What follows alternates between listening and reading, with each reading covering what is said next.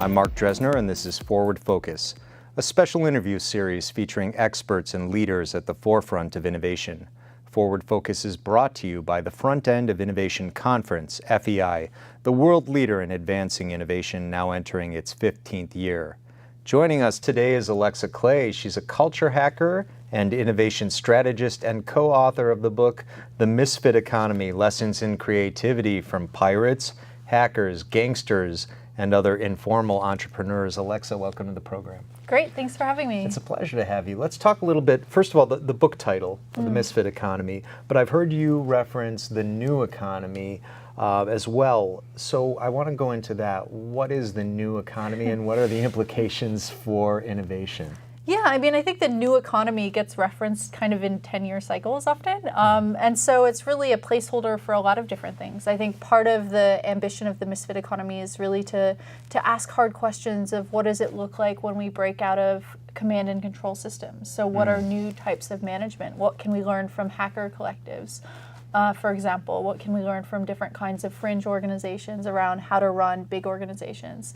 And so really, new economy is a stand-in for thinking about the moment that we're in. We're in a moment of enormous transition where institutions, multinational companies are really going to have to figure out how they evolve.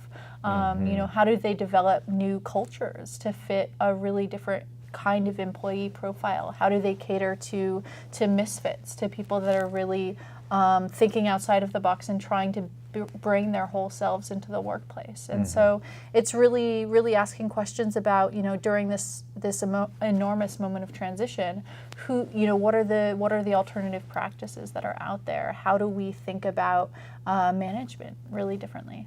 Interesting.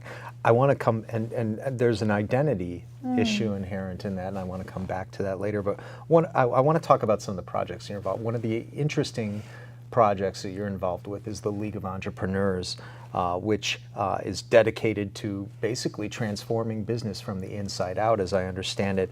Could you tell us about that? And then, you know, sort of building on that, why is it necessary and important? Yeah, so the League of Intrapreneurs, not to be confused with entrepreneurs, but yeah, the first time spent talking about the League is really just socializing people to this concept of intrapreneurship. Because if you look out there, there's so many resources dedicated to entrepreneurs. You know, there are tons of membership associations, of clubs, of self-help books, of venture capitalists, all supporting that idea of the heroic entrepreneur. And yet there are no resources really for intrapreneurs. You know, intrapreneurs don't have the same type of community, same kinds of support mechanisms. And so what we've been doing with the League is really creating space, pulling together these moments where intrapreneurs can connect. You know, they're really operating entrepreneurially within huge organizations, really going against the cultures, going against the grain, trying to build out disruptive business models, trying to bring in alternative thinking. And so they need a lot of support. And so that's one of the things we're doing, creating a kind of Alcoholics Anonymous-like support group for these people to say, hey, I'm an intrapreneur, and wear that freak flag a little bit. And they're just some of the most incredible people that I've ever met in any kind of organization. You know, they just give me goosebumps, really. People thinking about completely reinventing businesses, getting their companies to perform better on human rights, on thinking about, you know, the future of mobility or finance. They're really those deviants, those tempered radicals who are going to be key to allowing those institutions to evolve, and yet they're not often catered to. Management doesn't really understand how to nurture or create enabling environments for intrapreneurs. Yeah, well, and if anything, it's more about controlling and containing them, right? Yep. How did you find these people? How did it come about? It was really hard. It felt, both my parents are anthropologists, so for me this felt like a lost tribe that I discovered within the corporate trenches. But just, you know, talking to people, getting introductions, funnily enough, you know, working even, you know, within an organization, you'll often have intrapreneurs that are just isolated from each other. So part of the task becomes nurturing these informal guerrilla networks of intrapreneurs even within the same company, so they can find like-minded species, if you will, and begin in finding, champions of their work, a supportive entourage of other people that get it. That could be that support team for socializing new ideas within the organization. Now, this is kind of, inferred here basically, but it brings me to our next question beautifully, and that is, bureaucratic barriers and inertia that are, sort of the natural byproducts, right, of corporate culture and which impede innovation. What tools, techniques, methods do you believe can overcome some of these? Do you have any thoughts for us? Yeah, I mean, there's so many barriers really within these entrenched bureaucracies. And one is just a mindset thing. So much of our educational system is set up to make someone a dutiful employee, that they're not trained in entrepreneurship. So just even the possibilities of really coming up with new types of ventures or really thinking outside of the box, and giving oneself permission to be really experimental within an organization can be a bit countercultural. But then you also face, strategic and systemic barriers. So sometimes, a company feeling like, oh, that's not aligned with core business, or you see these constant sort of defense mechanisms, or just the nature of really looking at quarterly returns, which means that, long-term business models get discounted. And so one thing I've really been focused on is what are the tools, what are the practices that entrepreneurs can use that they can master to help them in their work. And part of that is just navigating the political systems, not trying to sort of just pitch and be a good salesman within an organization, but giving away ownership around ideas. So really understanding, how do decisions get made within my organization? What are the key motivations, the psychological drivers of different decision makers? And how do I grow communities of support around an idea? If an entrepreneur has a good idea, they kind of become this kind of vain ego, shouting that idea from the rooftops. But if you're an entrepreneur, you actually have to be incredibly camouflaged. You don't want to celebrate that idea egoistically. You want other people to be able to run with it, to be able to socialize it and champion it within the company. So it requires a lot of humility and a lot of persistence, a lot of art in navigating how to drive change within an organization. Making the business case is one of the most important things that we teach. So how do you make a rationally minded case for your idea, but how do you balance that with an emotional pitch? How do you assign it to different corporate priorities within the organization? How do you tell historic stories of innovation within your company that tie to the initiative that you might be trying to pitch? And so from the Misfit work, there's actually a lot that entrepreneurs can learn from con artists who have an amazing ability to paint these alternative versions of reality and sort of hoodwink us into their schemes. One thing that we've been looking at is some of the tactics that con artists use to really make their realities crystallize for people. So one fantastic entrepreneur that I met with actually developed a completely fake press release to get the chairman of his company interested in the idea that he was pitching. And so, how do we be imaginative? How do we be creative in getting some of these ideas across? I love it. And again, that leads me right into our next question. These misfits that you talk about in the title of your book, who are they? What do they have to do with innovation? Why should we pay attention to them? And perhaps most importantly, how can we use them in our organizations? I think there are a number of different misfits. So the entrepreneurs, for example, those are the insider misfits, the ones that have to be more camouflaged. So different from the activist misfit who is loud with their agenda and really is trying to provoke and shake up systems from the outside. Then, I've written a lot about underground misfits, so pirates and hackers and gangsters, and King Tone from the Latin Kings was here with me today sharing about his own stories of leadership challenges and trying to do change management of an underground organization. And so I think that people learned a lot from some of those underground lessons in leadership.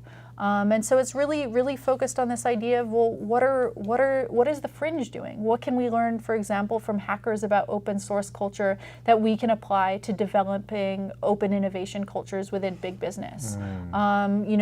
This world without bosses, for example, has been really popularized by art collectives or by social movements or by hacker collectives. And so what are some of those different holacracy type management principles that we can begin experimenting within corporate culture?